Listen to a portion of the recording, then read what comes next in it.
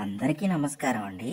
మేము ముందుకి మరొక జీప్తో అయితే ముందుకొచ్చాము. ఇది చాలా తక్కువ ధరలో అయితే ఉందండి. ఇది రీపెయింటెడ్ జీపు.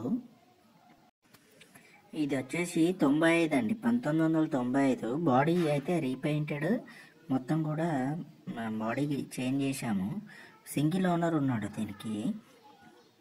పూర్తిగా కూడా పవర్ స్టీరింగ్ పెట్టామండి. పవర్ స్టీరింగ్, దాంతోపాటుగా మీకు పవర్ బ్రేక్స్ కూడా ఉన్నాయి.